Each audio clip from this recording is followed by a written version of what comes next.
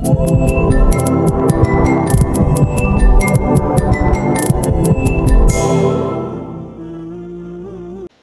الله وای د دوی حال به ته هغه وخت کې ویني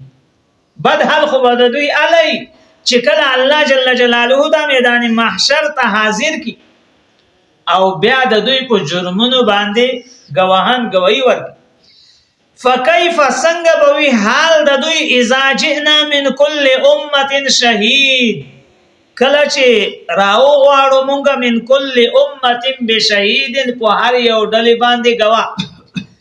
هر یو امت څومره چې تیر شي دی او پیغمبران ورته راغل دي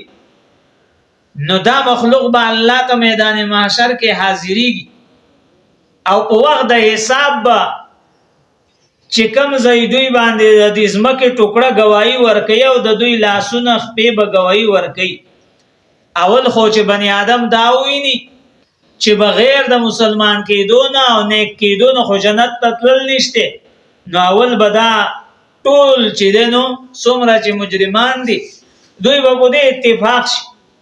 چې مونږ به خپل د ناکاره کارونو نه منکر کړو نو دوی به الله ته وایي چې یا الله مونږ نه دا خبره نشو کېده ما نه دا خبره یو بوي چې نشو کېده چې ما ستا شانت ذات نافرمانی کړې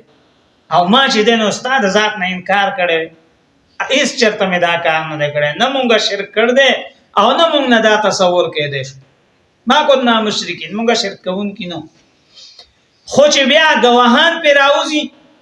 عمل نامه د هغه په د باندې گواہی خپل لاسونه خپې دا په گواہی خپل چې دنو د جسم اندامونه په گواہی ورکي ملائک په گواہی ورکي د ځمکې په کوم ټوکړې چې دا کار کړي هغه په گواہی ورکي تر دې پورې چې رب العالمین فرمایي د سرمن به هم په د گواہی ورکي بیا به د هر امت پیغمبر چې دی نو هغه به هم په گواہی ورکي چې زه دې تر اغلو په سورۃ الاعراف کې الله جل جلاله فرمایا چې د پیغمبرانو نه بزت تپوس کوم فلنسألن الذين خامخبا تپوس کوم د هغه خلقونه ارسلوا الیهم چې را لېږل شي د دوی ته ولنسألن المرسلین او خامخبا تپوس کوم د پیغمبرانو نه چې تاسو دوی ته څه ویلي او دوی په جواب کې تاسو څه ویلي فلنسألن الذين ارسل الیهم ولنسألن المرسلین هم بداغه پیغمبر نه تپوس کوي الله چې تا دوی ته سویلیو او هم به د دې خبرې تپوس کوي چې دوی تعالی څه جواب درکړي نو پیغمبر به هم گواہی ورکړي چې الله زما خبره خو دوی نه ومني بیا نبی علیہ السلام تعالی فرمایي وجئنا بك على هؤلاء شهيدا او تاب گواہی لرا ولمستا په دې امت باندې بتا گواہی لرا ولم نو نبی کریم صلی الله علیه وسلم د جن کم خلق چې واخو چې ظاهره خبره ده چې پیغمبر علی السلام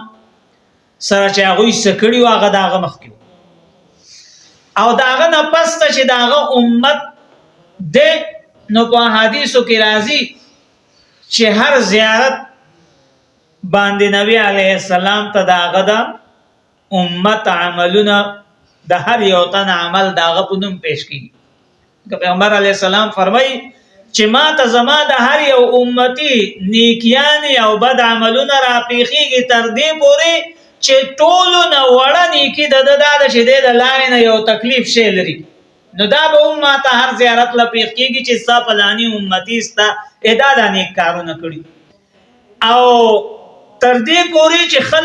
خلک چې دنو د غفلت مظاهره کوي او قبله ته توکل دا بد نه غني قبله ته توکینو یو سړی کا قبله غاړه ته مخ کړي توکلی نو دا به هم د بد عمل به ما ته پیخږي چې ستادي امتی قبله ته مخ کړي او توکل نو قبله ته توکل داخه کا نه دي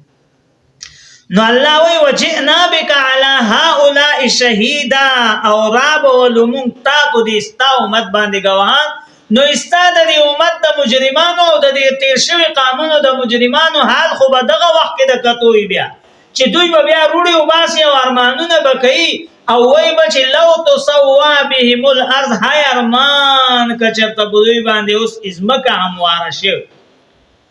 کله به چې کافر وویني چې د بنی آدم او د پیرین علاوه باقی مخلوق سره چې د الله چې کم جاندار مخلوق د حساب وشي، نو هغه ته به الله وای کونو تراب خاور شي، الله به ټول خاور شي. نو دغه وخت به بیا کافر ارمان کوي چې ارمان که زوم خاور شي، یا لیتنی کنت ترابا، هاي ارمان که زوم خاور شي، زچرته خاور شي.